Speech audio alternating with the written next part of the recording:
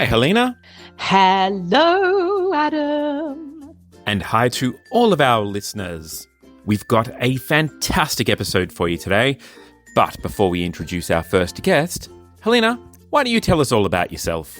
My name is Helena Dix. I'm an international Australian soprano of mystery and delight, depending on who you ask. I travel the globe singing at stages all around the world. I love to sing high notes.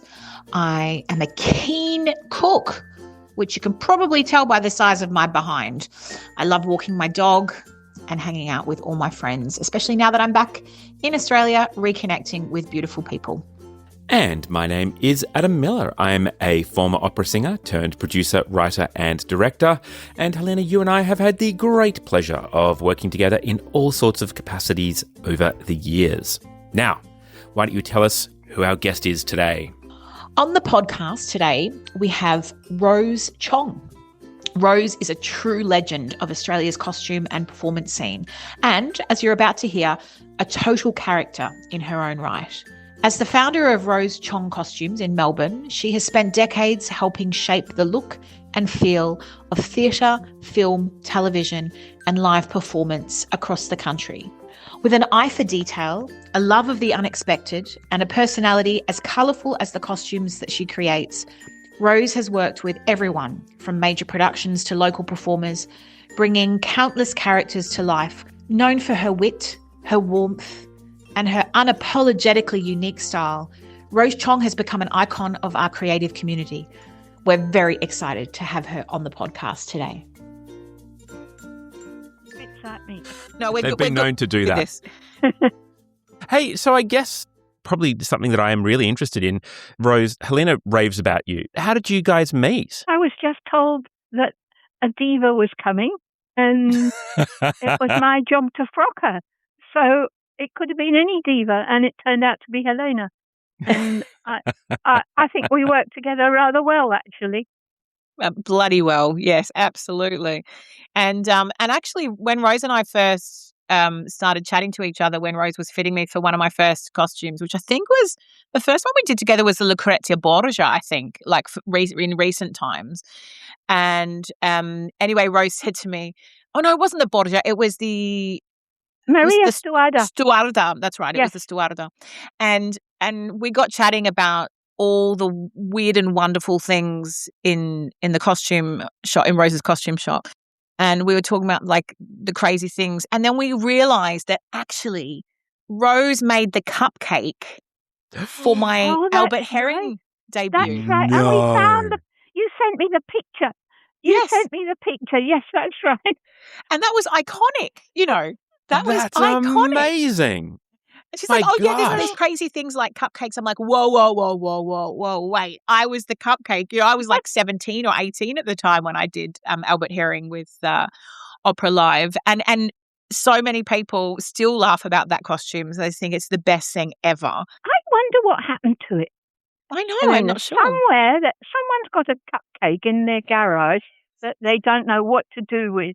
A giant I cupcake, should yeah. reclaim it. We should sell it off. We should do a charity auction for Helena's first opera. I mean, people would not believe it now that I played a child who was dressed as a cupcake, but you know, it was the coolest costume ever. And I just remember because we did it in the Paran Market. The I don't know if you remember. Did you come to see the show, Rose? I didn't actually. In fact, I don't. Because I make what I'm told to do here, Sure. what people want me to do, and they disappear with the costumes, and then they've got a life of their own after they leave here. Mm. So I actually don't remember seeing that show. Well, it was hilarious. You could restage it, you know, Elaine. We could. I mean, Yes. I've always wanted to play the bel canto operatic diva cupcake again. I mean, Cupcake 2, Electric Boogaloo. I'm here for exactly. it. Let's make that Nice. happen. I'm happy to knock up another cupcake. Iced this time. Seriously iced. I love it. Well, I just remember that because we did it behind the fruit and veggie stalls at the Paran Market, and there were two cupcakes. There was me who had the ping pong ball. I was the sprinkles cupcake, and then there was a separate butterfly. She was the butterfly wings cupcake, and there were two of us because we played the two young girls in the opera. When we ran on the Paran Market wings, wings. I mean, the market doesn't have wings, but when we ran on for the first time and the audience saw the two giant cupcakes running on for the first time, it literally brought the house down every time. On opening night, though, the butterfly cupcake got stuck ahead of me, and we only had 3 minutes to run from the side stairs to behind the fruit and veggie stalls up onto a crate, which we couldn't see because we were giant cupcakes with our eyes, but we could feel with our feet. And we managed to get up on this crate. But the thing is, the girl before me, the butterfly cupcake, she got stuck. And, on opening night, you could hear, Helena, I'm stuck. And then everyone started laughing because you could hear like the fact that she'd said that she was stuck. And I had to like sumo cupcake her through the slot in order to get, because I couldn't touch her because the hands were out so wide because of the width of the cupcake. It was iconic, Rose. You have lived with me through that outfit. There's a bit more in this that we can squeeze out. I think it's absolutely crying out to be restaged. Yes. And, I can do cupcakes. I bet you can. Cupcakes. You can do anything, I'm sure. I certainly do a mean cupcake. Well, I'm definitely going to ask you a fair bit across the course of this chat about your making skill. As again, you very much identify as a maker, which I've kind of discovered in my research about you. But I'd love to hear your story of how you've ended up here and doing the work that you've done. How did you start out in this industry? Well, when I left school, I had a brief moment where I was apprenticed as a dressmaker, and that was brutal, and I learned how to do it professionally. So it was a long time ago, Adam. I mean, you probably heard that I'm 80, and I did that when I was 16. Wow. And then after I'd done that for a bit, I went to art school. And at art school, I learned a bit about the design side of things. And then I made what turned out to be a pretty stupid decision. And I ran away with my teacher. And that in those days, that sort of thing went on. It doesn't anymore. But of course, it all fell into a big mess. And I ended up with 2 little boys who are now middle-aged, and one of them's even retired. And then I was making a living in Cambridge, in the UK, sewing, making things for the local theatre company, designing and making for the arts and the arts theatre in Cambridge when they needed me. And then somebody came to stay in my spare room, a student, and I ran away with him as well. And 50 years later, I'm still here. He was doing his PhD, which he had to come back to Australia to finish. He wasn't just doing his PhD, was he, Rose? No. He fitted in a few bits on the side, Helena, don't worry. And we're still together 50 years later.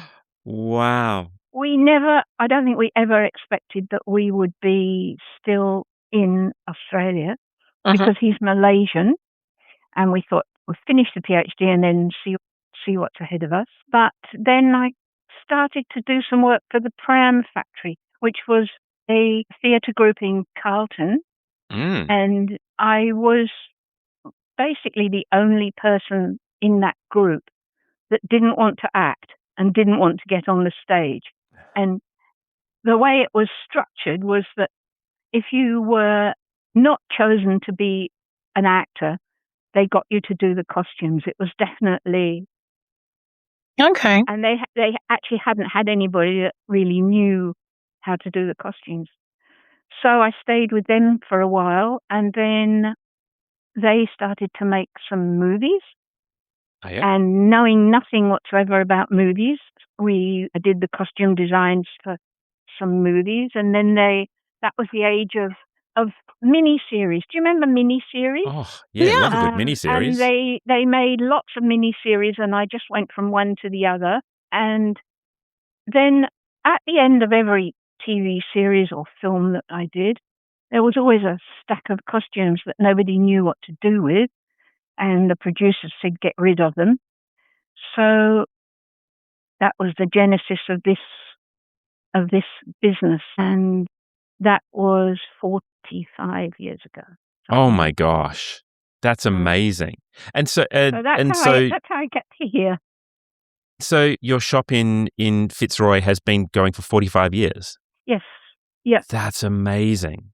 You must have seen some amazing changes in Fitzroy over that time. The reason we came here was that it was the largest space, closest to the CBD, cheapest, that nobody wanted.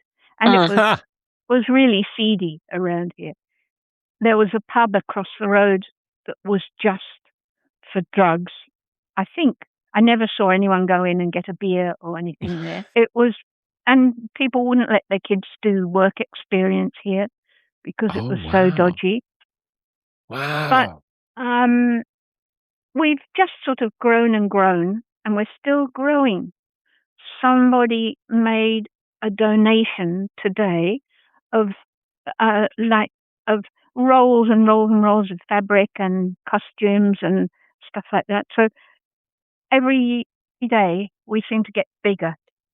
And you certainly have one of the most eclectic collections of things I've ever witnessed in one space. You know, it must feel like some kind of fairyland in there quite often, I would imagine. Well, we've got a rule that if you can buy it from a shop, we don't have it. So that's great. If you can go to Myers or go to Temu and get it, then we don't have it. We only have things that you can't possibly buy. Wow. I mean, and again, your shop is famous for transformation. That's certainly what everyone says. So what does a great transformation session look like from your perspective? Well, I think we've got as our mantra, come in as yourself and come and go out as somebody else entirely. And it's very much dependent on the staff, who are enthusiastic and they can persuade people to go just a little bit beyond what. But then they're also trained to not actually make people feel uncomfortable. Yeah. But it's got to be fun choosing a costume, and the people here they're stylists. So they'll say, think of this and add this, and I think we've got you've got to know the stock too. And I can tell from the way the customer looks which of the staff has put it together. Really? Because they've got their own style of styling. But one of my favorite customers was somebody. We know that blokes often come in, middle-aged blokes come in because their wife has told them, you've got to go and get a costume. And we've got costumes for people that don't really want to wear a costume. Sure. And I mean, Sherlock Holmes, stuff like that, where you don't have to get undressed and you can just put something on. Lay yourself So up, this bloke came in and he looked exactly like a Western District farmer. He looked like Malcolm Fraser, and he said, I've got to go to a party. And we trotted out the Sherlock Holmes, and he said, well, actually, I was looking for something like Margot Fontaine, and wow. And so we were so excited, we managed to get a Margot Fontaine for him, and that customer comes back every time he goes to a party and borrows the Margot Fontaine outfit, which we've had to let out over the years. It now fits a 46-inch chest. It's had its own journey with. Yes. Yeah. I love it. My gosh, that's so good. That is just amazing. Coming back to your film, your time in film. So am I right? So you won the actor award for best costuming in 1989. Is that right? And that was for You've done some homework, haven't you? Just a little bit. Just a little bit. A film that nobody's ever seen again, and it was called What the Moon Saw, and its claim to fame was that it had Nicole Kidman in it. But right. Apart from that, it had nothing else to recommend it. Except for the costumes, right? Oh, Except the for the frocks were costumes. nice. The frocks were great fun. Great fun. It's not, I mean, the shows that we did, the ones that were the most creditable as shows were not the ones that were the most fun to do the frocks. Of course. Yeah, of course. And you have a different experience. It depends who you're working with. It depends a lot on the actors. And you've got some actors that are just a joy to work with, and others not so much. And so, I would imagine that designing costumes, making and designing and all of that for TV and film is such a different experience to working with directors for stage and, of course, for opera, which I've worked with you for as well. Do you think that, as the mama of design, like when you're looking at these things, of course, when you're looking at it down a lens, it's very intimate and, quite a different experience, right? You're right, Helena. It's a totally different skill. And when we build for the stage, we build like a battleship. It's almost like armor. You've got to build it strong so that it'll last through all the performances and be washed and be pulled around. When you're making for film, you have to know what your shot is, and you don't waste time you can leave the hem undone because you know that the shot is just going to be on the face. Oh, wow. Right. And you don't need to finish off all the insides. And that's really interesting because more recently, in the past 3 to 4 years of the opera work that I've done around the world, we're now in the age of filming opera as well. So I found it really interesting to chat with the costume people, say over at the Met in New York, for instance, who have said that their jobs have become so much more difficult with the age of HD, high definition filming and things because of course they're building for a 4,000 seat theatre usually. And that looks so different in the sense of the materials that they're using and the way that it's presented and the shapes because you're looking at it, from afar away. But now they have to cater for both in one go. So they're looking at an opera season that's built these costumes around being in a space and looking at them, but then also something that's down the lens. And so they have to be so much more particular about everything that they're creating. Yeah, absolutely. And you spend it with film, you spend most of your time doing the top half of the body. So around the neck and the neckline and you don't bother too much about the whole silhouette. But if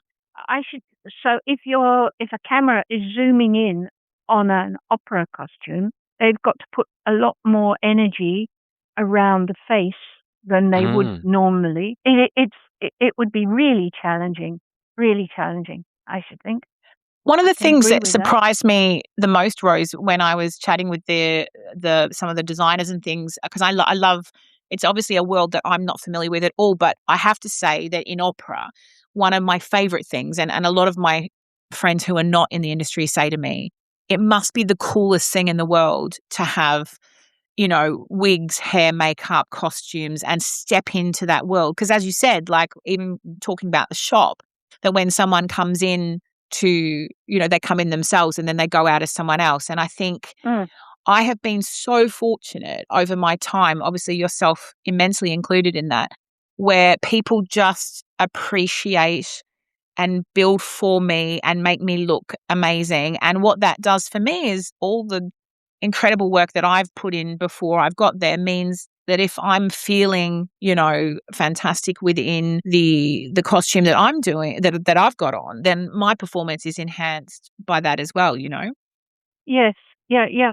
Well, I think that's the privilege of being part of the journey, is to be able to help people to get to that stage where they can forget about the costume and just do their job. My job is to get you to that stage that you can completely forget about your costume and get on with what I remember do. the wardrobe lady saying to me, we even look at someone, she said, I can look at your face and your shape as well, but your your skin color, your hair color, or obviously not hair color if they're putting you in a wig, but even the kind of color of your eyes and the skin, and I can tell you which colors you'll be great in. And I was like, wow, like I'd never even thought of that. She said to me, we would never put you in blah blah blah, and she kind of like reeled off these colors that wouldn't look good on that set. And do you find, because I find that when I hear people sing, like even just on the radio, I can't switch off my brain from knowing what's good and bad. So do you find the same thing in fashion and costumes? I do. And I mean, if we go to the theatre or go to see anything, I'm always saying to my husband, just that dress is a disaster. And he goes, he's just listening to the singing, and I'm thinking, no, that was a big mistake. Well, you're right. You can't switch it off, can you? These days I mostly work with other designers, and designers bring me in and sometimes I think to myself quietly, not that quietly, but a little bit quietly, not sure this is quite. What do you do in that situation, Rose? Do you feel like you're empowered enough to make a comment? I do put my 2 cents worth in, but what can happen is that you get a designer who's focused on the drawings, and their drawings are so beautiful that they can sell them at the end of the show, but it's to do with the glory of the drawings.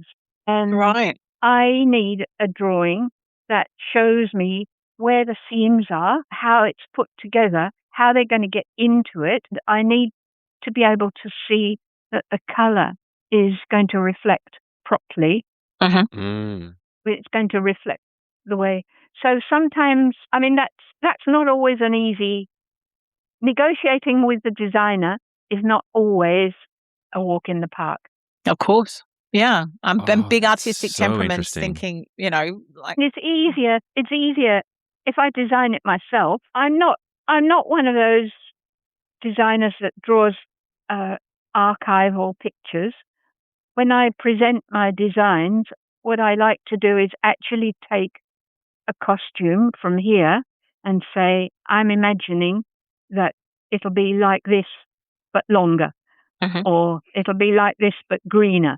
And that, I think that helps a director visualize it better than a beautiful pen and ink, a beautiful, but that's just my thing. Well, it's so funny you say that, because I'm now incredibly conscious of the fact that as a director and as a producer, I have on multiple occasions fallen in love with the pictures and then handed them off to costume makers and said, go make that thing. And I didn't realize it was hard. I've been handed a beautiful photo. I've been handed a beautiful picture. You've been handed a beautiful picture. Go forth and make it. I never saw the eye rolling, but now I can imagine they're probably going, oh God, Adam's going to hand me something that someone's drawn and it's pretty, but so impractical. Oh, wow. I'd never really thought about that. There would have been quite a lot of eye rolling, I should imagine.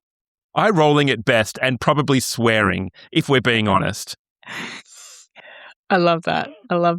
So what's your process then? So when you're designing and coming into a production, where do you start? My secret method is do you remember those little dollies, those cut-out dollies that people used to have when they would have like little tabs on the neck and you'd put them on like that?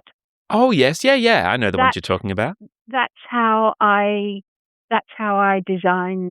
That's how I convey what I want to do. But I'm very big on actually sourcing a bit of fabric and say, this is what the fabric will do. This is what the light refraction is going to be. And I have to talk to the set designer to make sure that we're on the same page.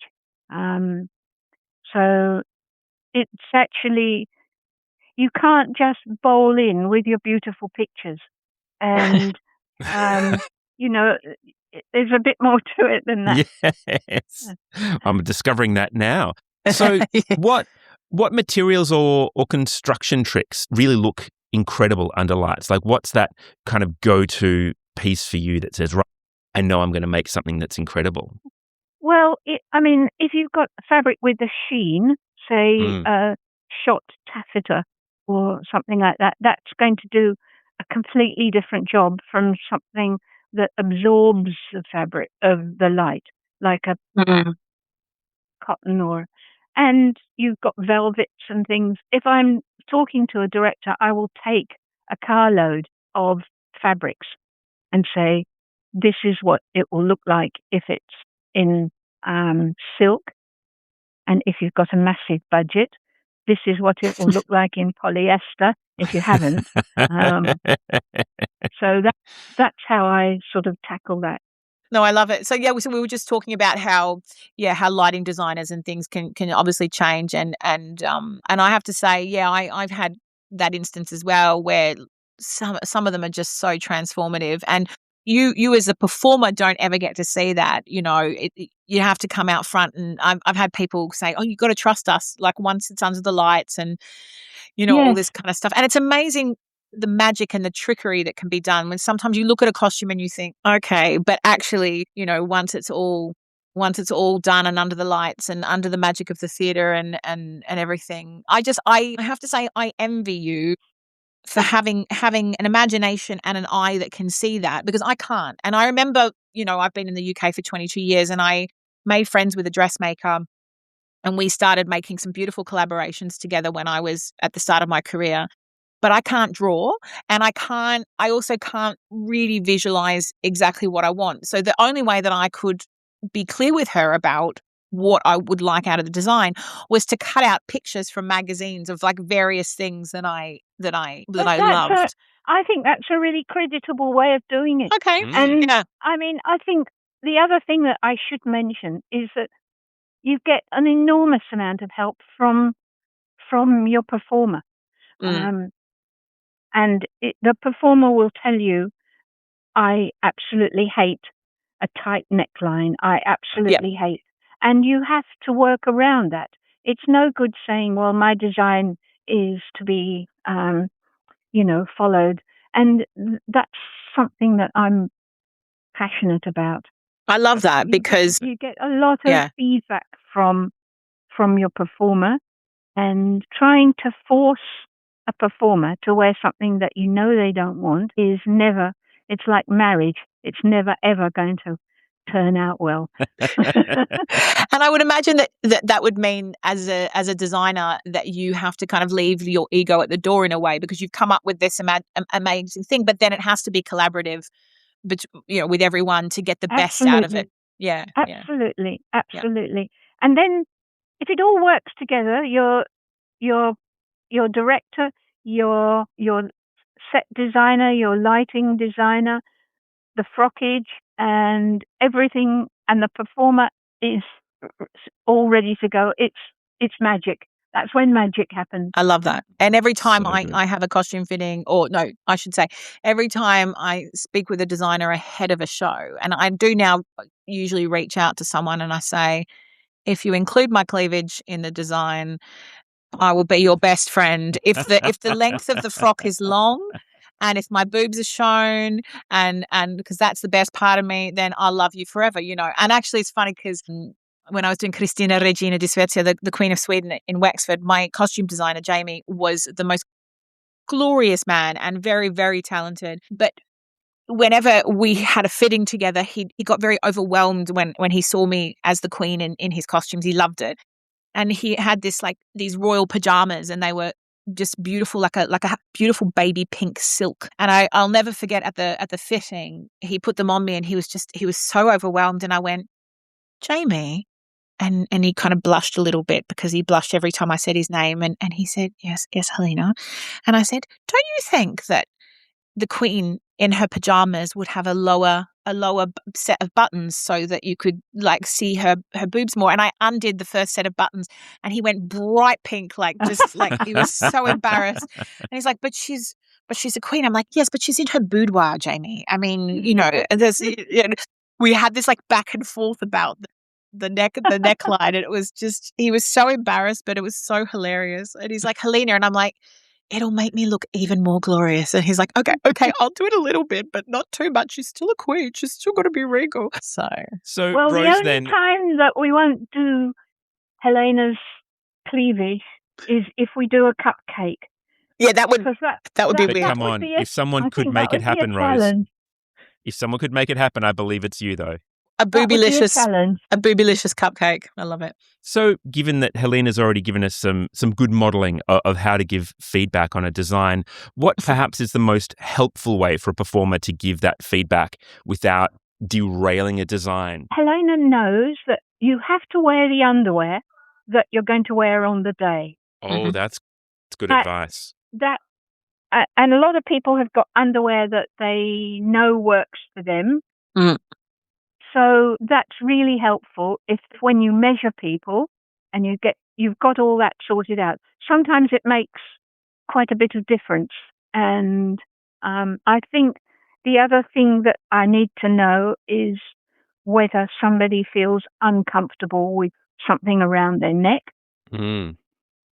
Yep. And also with opera singers, there's this big difference between when their chest is expanded and when it's Oh, that's true. Yeah, the breath in and it's actually quite a lot. Mm. And you want people to feel that they're supported by their costume, but not restricted. But of course, that's just opera. I mean, that's particular to opera. It doesn't apply to. We've just done a job for Netflix, which is all to do with Bridgerton. Mm-hmm. Wow. Which they just had an event here in the city where it was to do with the fuss and the fal-lal, but it didn't actually matter too much about the fitting. We just pinned everybody all into it on the day. Mm-hmm. So there's a lot of understand your job properly before you start it. That's my one of my. Do you have a preference in the kind of costumes that you do, Rose? Like if someone said to you, you could design for a film, you could design for an opera, music theatre, a play, like just the ultimate thing, or does it not matter? Is it just... Well, actually, I don't do contemporary work because I think other people do it better. And so the period work is my forte. I think we particularly like 18th century at the moment, but you don't get many films in these days. I don't do as many. I mean, I hardly do any films actually, but I wouldn't do any contemporary work. Okay, so that's what I least like doing. Fair enough. And what's one costume era that you think everyone should try at some stage if they were just going to? Costume era. Well, I think maybe. Well, one of the things that we have to take into consideration here is durability and maintenance. And often people, when they're starting out, can create a beautiful costume, but there's no way of maintaining it because it can't be washed. All the trims we launder all our fabric before we use it so that when we come to wash it, it doesn't shrink, because you'll use a lining I mount most of my costumes on a cotton lining, and that's one of the errors that people make, is that they use new fabric, then they wash it, and the lining shrinks, but the fabric doesn't. Yep. So there's it's all sort of puckered and horrible. So everything has to be washed here before we even start work on it. So it's there's a lot more to do with maintenance than people really think. And trims, that you sew a trim on and then the trim shrinks, but the fabric doesn't. Doesn't. So it's all I've seen some horrible stuff. Oh, God. Anyway. Yeah, so it's that that sort sounds of thing. like It's about things around maintenance, I think, often get overlooked. And Do you have if we've done, Sorry. I was going to say, if we've done eras, what about eras? Do you have a favorite era? Eras. Well, at the moment we're pretty keen on 18th century, Love it. and it's just that we've been doing a lot of it lately, and I can do a Marie Antoinette in my sleep, just about. And as you make something else comes up. And the other thing that inspires me is fabric that's lying around. Like this fabric that was donated to us today has got me all excited, and there's some wonderful fabric. And I just think, that would make a beautiful 18th century men's jacket. So people often ask, where do you get your inspiration from?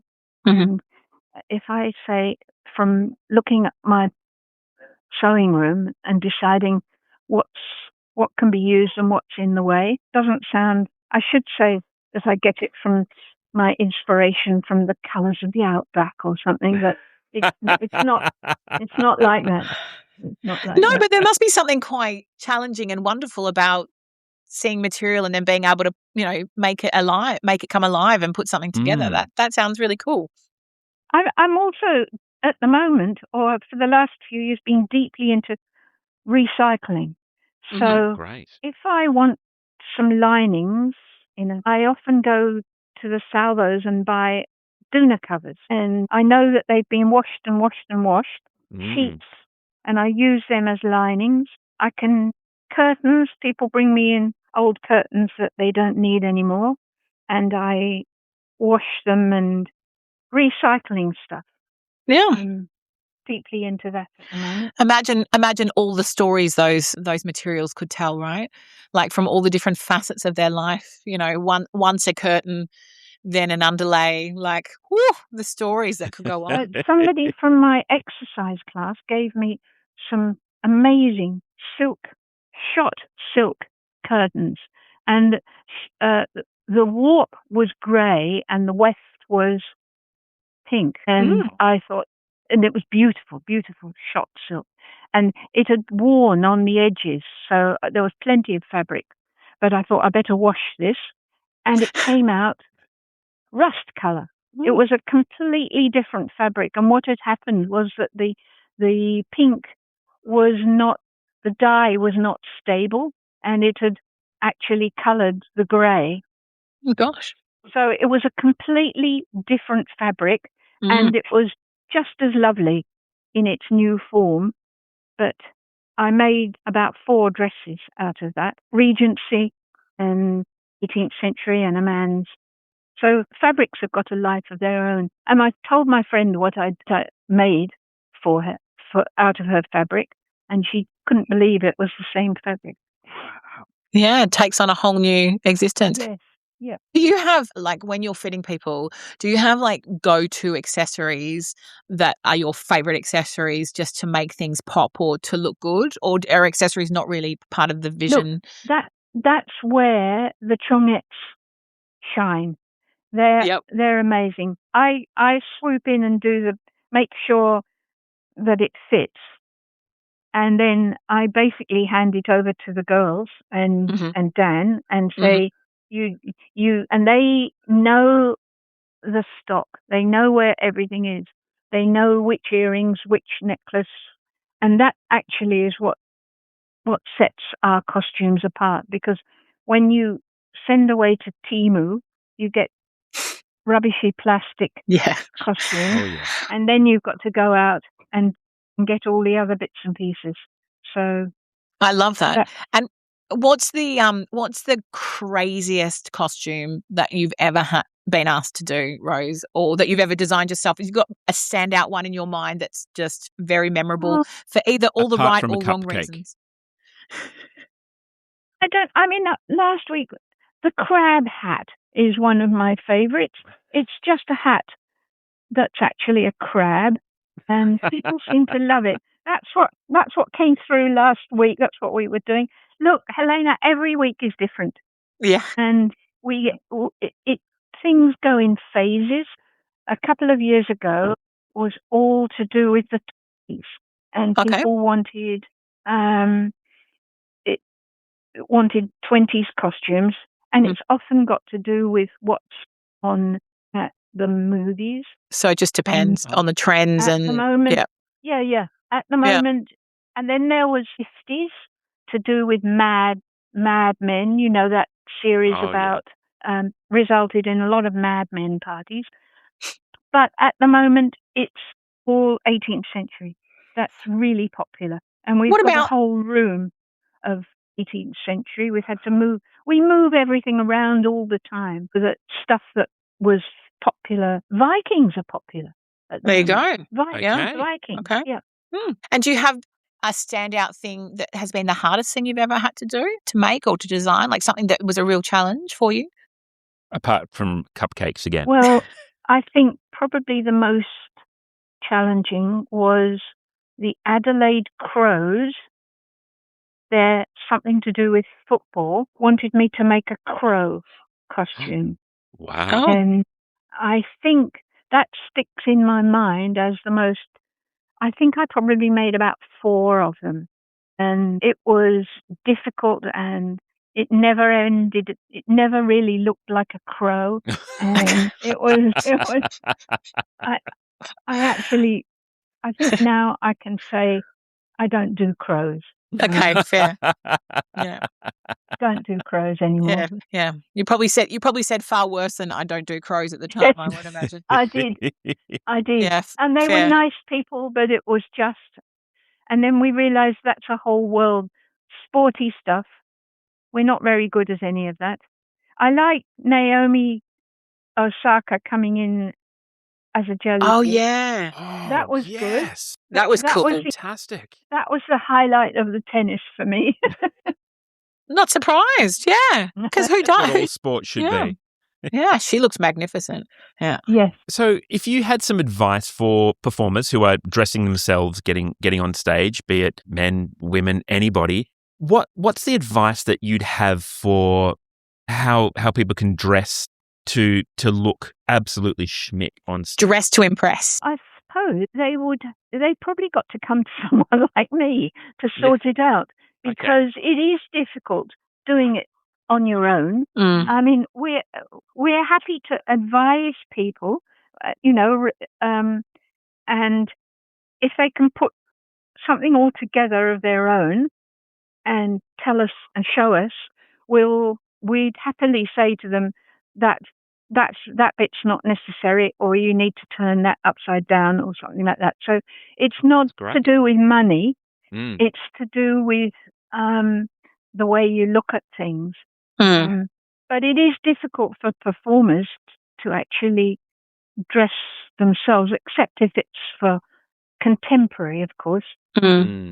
Contemporary work, you're getting into the mind of the character, and if they're out there sort of people, or they want to look like a librarian, but I mean, even librarians these days, I don't know if you've been into a library lately, but they don't look like librarians anymore. They've got pink. What does a librarian look like? They've got pink hair and nose rings and stuff.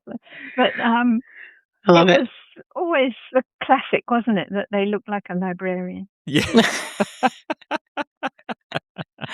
I love that. And I think it's for us classical singers, Rose, we have the operas and everything where everything's designed for us and all that kind of thing. But we also have our concert performances, and in our concert performances, we're wearing gowns that, that we've either bought off a rack or we've designed ourselves. And the men have a lot. I mean, I know men, not just wearing the tuxedo jackets and stuff. And I know a lot more men are being a bit more brazen about the way that they present in concert. But I know for myself, I've got my dresses, which have all been done for me that I love. And I've got a couple of rack ones, which are just, a little bit more casual. But it's that interesting thing of knowing what suits your body from the way that you think you look, but also having an outside perspective like yourself, who really can understand the way a material falls or the way something shapes. Or because I've spent quite a few times just thinking, oh my God, it's going to be a disaster, and then actually just having to trust someone, for that. And also, I'm obviously not particularly shy about things like that. And being a bigger woman myself and being in the theatre, I have to say I've been really blessed with people who will listen and be collaborative and open to doing their best job to make me look as beautiful as I can, rather than, trying to go against me and making me wear something that's frumpy or awkward. And I have been incredibly blessed. And I have to say this to our young listeners, our young opera singers who listen to the podcast, to say, have two perspectives on how you look. Like, know what you enjoy to wear and, what looks good, but also trust people who understand materials and shapes and things to help you, to really understand and create, because those two minds kind of coming, your own personal opinion is important, but sometimes you've just got to be a bit brave and trust as well, I think. Well, one way out of it is to come here with a dress that you don't really like, and come and say, I put it on and I just don't like it. Gotcha. And then what we can do is to say, that's because the sleeves are too puffy. That's because this is, so if you've got one that you love, that's fine. But if you've got one that you don't love, that actually starts a discussion. And if you're a bloke and you've got your boring tuxedo, you come in here and the staff will say, the tuxedo's fine, you need this sparkly waistcoat to set it off. You need love that. So it's not always we have to totally redesign you and you throw out everything from the beginning. It's amazing what you can do with a dress that you thought you hated. So it's the wrong colour, so we just throw it into the dye pot and it comes out something different. Love that. If we can. Yep. I'm all for research. I mean, once in a while, it's a disaster that can't be fixed. And then you have to be honest and say, yeah, sure, of course, this has got to go back to Timu. Yeah. This has to be set on fire. Oh gosh, Rose, thank you so much for coming and chatting with us today. I'm conscious that we're getting to the end of our time, but before we let you go, I'm wondering if we love to ask 5 rapid fire questions to our guests, and I'm wondering if you're up for our 5 rapid fire questions. I'm 80. I'm not so good at rapid, but anyway, give me a go. I don't know about that. You can start us off, Adam. Okay. Well, let's start with rapid fire question number 1 at an appropriate speed, which is, what is your go-to karaoke song? Oh my goodness. Que sera, sera. Whatever will be, will be. That's so appropriate. Love that. That's so good. Oh, we love that. Rose, what will the title, I can think of many actually, what will the title of your autobiography be? This was something my father said to me. He never really understood what it was I did for a living. And he said, she does rather nice needlework. So I think I would call my autobiography Rather Nice Needlework. Oh, that's great. Sweet. I would read that book. I love that. Okay, question number 3. If you had to give a talk to an audience with no notice at all, and it wasn't on costuming, what could you give a lecture on for 10 minutes with no preparation? Reusing, repurposing. Oh, I love that. Reimagining and not buying stuff from Timu. This is a theme. I'm sensing a theme here. Say, they're not going to sponsor us now, Helena. That's it. No longer. Rose, what is your most controversial, boring opinion?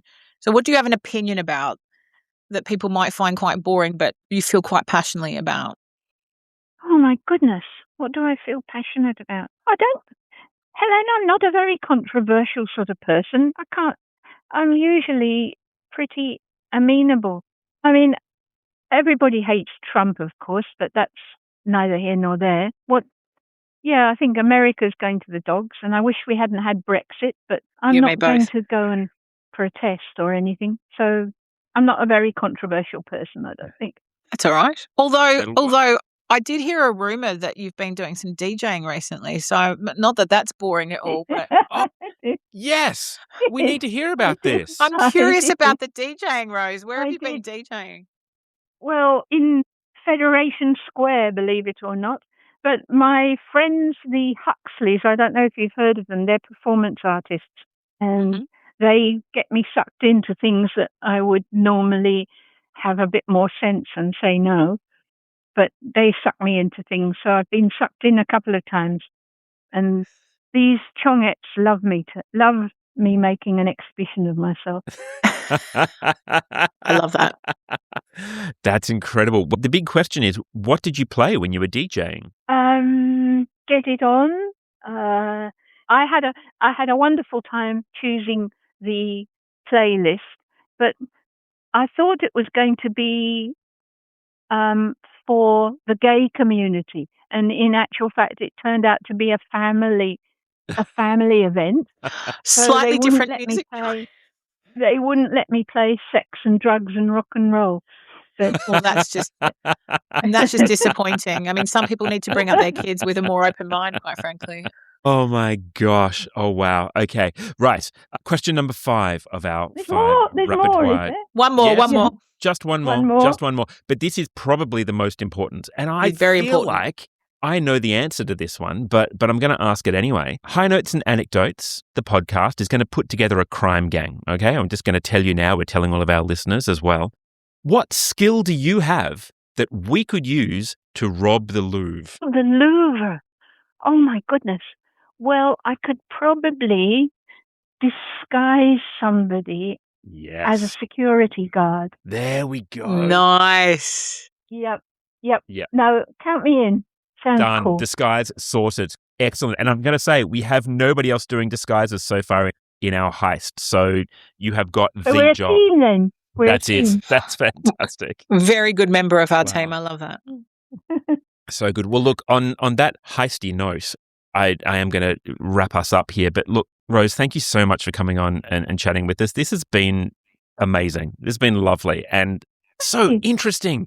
I Fun. made Helena laugh earlier because I sent her a list of the questions I wanted to ask, and it was like a page and a half. I'm like, So "There many are so questions." many questions I want to ask. It's amazing. I love this world. Oh, it's great. So look, thank It's you been fun. for letting us It's ask. been, I'm sorry to be a twit over the techno stuff, but Oh, I- gosh. No, you've done really super well. well.